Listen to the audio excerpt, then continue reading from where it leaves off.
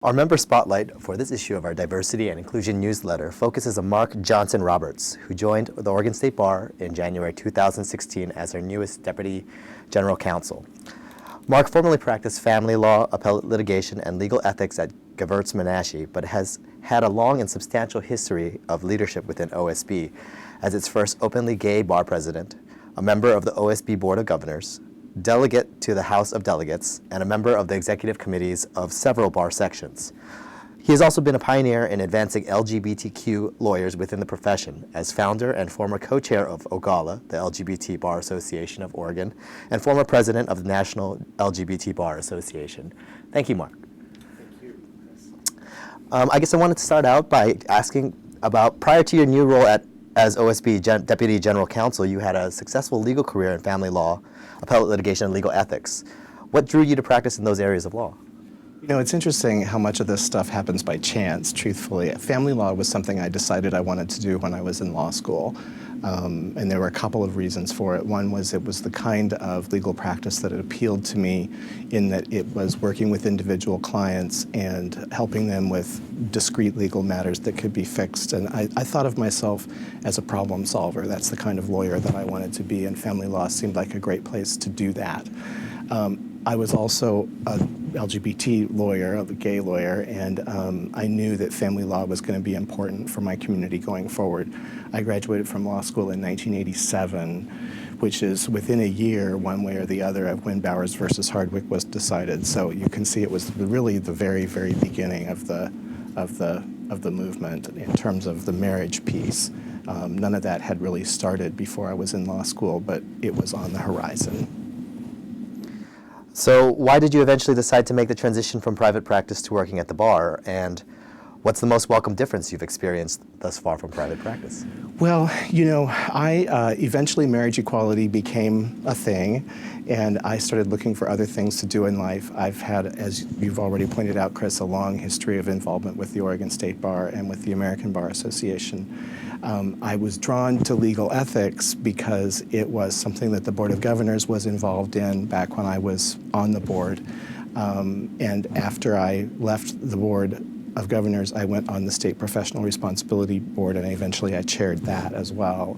I didn't ever actually do very much of it in practice. I did a little bit, but not a great deal. Mostly what I did was bar service related to legal ethics and lawyer conduct in general, professionalism.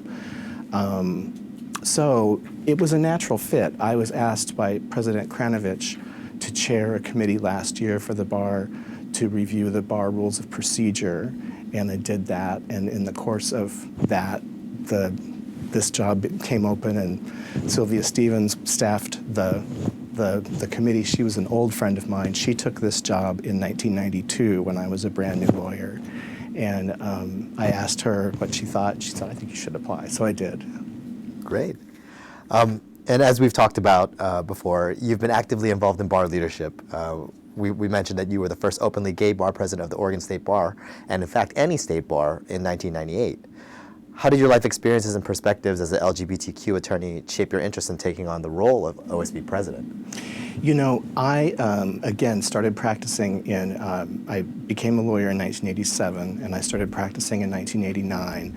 And in those days, being out was still a very big deal for any professional person, but lawyers in particular.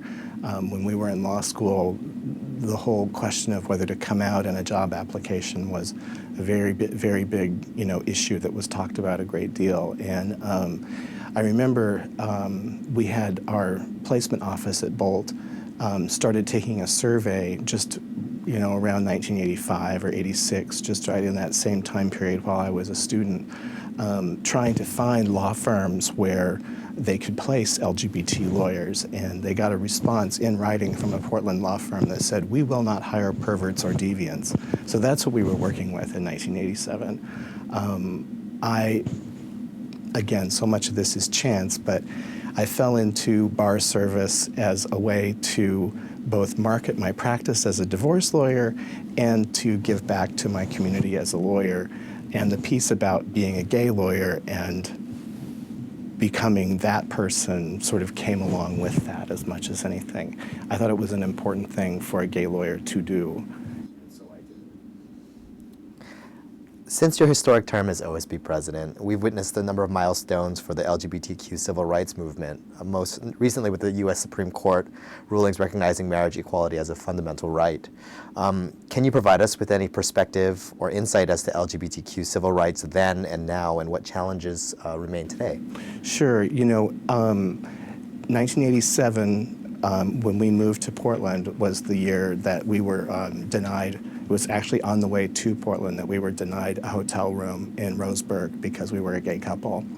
And that was kind of a turning point for me. That was when I started to see how big of a problem it really was, separate and apart from the spitting and the beating up and all of that stuff that went on. And how lawyers were in a position to really forge a real change in the way Americans viewed LGBT people, and I wanted to be a part of that. In terms of going forward, this whole issue of religious exemptions from the civil rights laws is something that it's a fight that Americans have had several times before, and we're going to have it again, it appears. So that's, I think, going to be, that and family law are going to be, I think, the two big areas going forward, civil rights protections and nailing down the biological aspects of family law, basically the part about having children, which is still very much a sort of open book. Switching topics a little bit, so increasing access to justice is a continuing issue in our legal profession, and it's part of our mission statement in the Diversity and Inclusion Department. I actually had a chance to read through the OSB Bar Bulletin back, the October 1998 issue that profiled you, and in it you identified access to justice as a top priority of the Board of Governors, and I think you described it through the lens of diversity as ensuring that people can find a lawyer who looks like them or knows their story, a lawyer that they can feel comfortable with. So reflecting back on those words today, how has the issue of access to justice changed or evolved since that time? This is an issue we're talking about a great deal now at the American Bar Association. The president this year is Paulette Brown, and she has made it a real priority of her administration to get the ABA to look at this problem in a new way and to try to create additional progress, because truthfully, a lot has changed in the 15 years since I said those things, but a lot of things have remained the same. It's unfortunate, I think, that we as lawyers haven't come up with a way to provide access to our services by people who aren't able to pay top dollar for legal services. And we see now these paralegals, triple LTs in Washington State, these various other sort of alternative service providers now kind of coming into the arena. And it's going to be very controversial and very difficult going forward. And frankly, a lot of it goes back to lawyers just never having figured out a way to provide their services in a way that people can afford. And it's very unfortunate, and we still need to work on it. And the same, frankly, is true of diversity in the profession. I don't have the numbers at my fingertips, but the number of women leaving the profession continues to be huge. The number of minority members who are leaving the profession continues to be huge. And we can't afford to be losing those people. We need to figure out a way to retain them.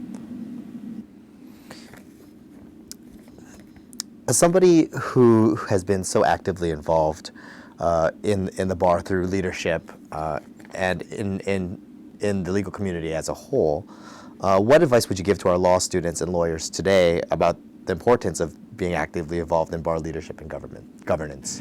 Well, it's a great way to give back. One of the things about lawyers is that we are given more or less a monopoly on the services that we provide. We're given a license by the state, and then we're told that we're the only people who can provide those services. I think it's very important that we give back, that we work in bar service, that we work for access to justice, that we work for diversity and inclusion in the profession, so that we can improve the profession and so that we can improve the services that we provide to people. And finally, as you know, the Diversity and Inclusion Department provides a number of mentorship, scholarship, and career opportunities to recruit and retain diverse law students into our state bar. Can you speak to the value of these programs today and perhaps provide some words of encouragement for law students about utilizing these kinds of opportunities to help develop their legal careers? Well, I think they're incredibly valuable, as you might imagine. We've already talked about the need to encourage people to be lawyers and to remain lawyers. I guess what I would say to people is use whatever resources are available to you. Look for resources, and if there are things available to use them, because the better prepared you are, the better lawyer you're going to be. Thank you very much for your time, Mark. Thank you.